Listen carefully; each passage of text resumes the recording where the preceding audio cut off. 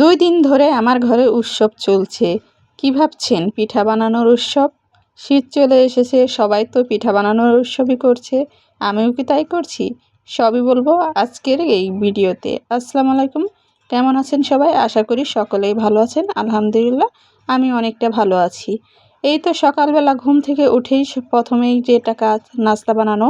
অবশ্য আজকে আমি অনেক দিন পর নাস্তা বানাতে এসেছি। অনেকদিন অসুস্থতার কারণে ঠিকমতো নাস্তা বানিয়ে খাওয়ানো হয়নি। আজকে ভাবলাম নাস্তাটা বানিয়ে দিই। যেহেতু শুক্রবারের দিন, আজকে সবাই বাসায় রয়েছে, তাই কিছু রুটি ভেজে নিলাম। সবার জন্য একটা একটা ডিম ভেজে নিয়েছি আর একটু রং চা করে নিলাম। সবার জন্য নাস্তা তৈরি করে সবাইকে দিচ্ছিলাম। আমি আর ডিম দিয়ে খেতে পারলাম না, শুধু রং চা দিয়ে রুটি খেলাম। যাই হোক, সকালের নাস্তা শেষ করে দুপুরে রান্নাবান্নার কাজ তো সেগুলো আছে। ভাবলাম আজকে একটু ঝামেলা কম আছে। শুক্রবার হলেও একটু ঝামেলা অনেকটাই কম। কেননা মুরগিটা আগে থেকে ফ্রিজে আনা ছিল। 2-3 দিন আগে আনা হয়েছিল। 2টা মুরগি, একটা রেখে দিয়েছিলাম। সেটা পরিষ্কার করতে বেশি একটা সময় লাগেনি। কেটে শুধু রান্না করে ফেললাম। তাছাড়া পোলাও, মাংস কিংবা অন্য কিছু রান্নারও কোনো ঝামেলা নেই। শুধু মাংসটা রান্না করব। এছাড়া একটা পাতাকপি এনেছি, সেটা ভাজি করব। এই তো দেখুন আমার মাংস রান্না কিন্তু হয়ে গেছে। মাশাআল্লাহ আজকের মাংস রান্নাটা খুবই সুন্দর হয়েছিল। ভাত আর মাংস রান্না শেষ। তারপরে এই তো পাতাকপিটা ভাজি করে নেব। বেশি করে একটু ধনিয়া পাতা দিয়ে দিলাম। পাতাকপিতে একটু ধনিয়া পাতা বেশি হলে ভালো লাগে। সাথে কিছু শুকনো মরিচও দিয়ে দিয়েছি। এটাতে খেতে ভালো লাগে। গরম ভাতে যদি শুকনো মরিচ কামড় লাগে, খেতে কিন্তু ভীষণ ভালো লাগে। যাই হোক, এটা দুপুরের আজকে শুক্রবারের ভিডিও ছিল, আর এটা হলো বৃহস্পতিবার দিন। দেখুন অনেকগুলো মাছ এনেছিল, ভিডিও করে রেখেছিলাম, শেয়ার করার সময়ই পাইনি, তাই ভাবলাম এখন শেয়ার করি আপনাদের সাথে।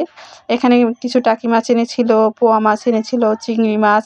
এইগুলো কাটতে কাটতে আমার কিন্তু অনেকটা সময় লেগে গেছিলো। তারপরে এগুলো ধুতেও অনেকটা সময় লেগে গেছে, প্রায় 1 ঘন্টা 1.5 ঘন্টার মতো সময় লেগে গেছে এই মাছের পিছনে।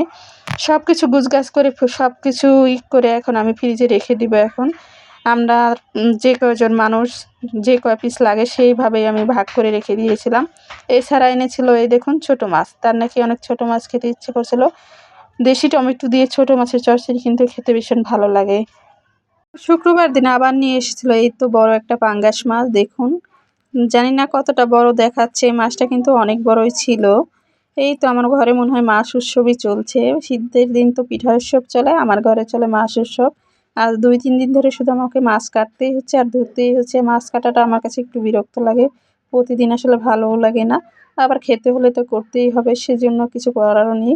যাই হোক, মাছগুলো ভালো মতো আমি ঢলে পরিষ্কার করে ধুয়ে কেটে কুটে নিলাম। এখন সুন্দর করে আবারও ভাগ ভাগ করে ফ্রিজে রেখে দিব। এটা আমার ছেলের অনেক পছন্দের মাছ বলা যায়।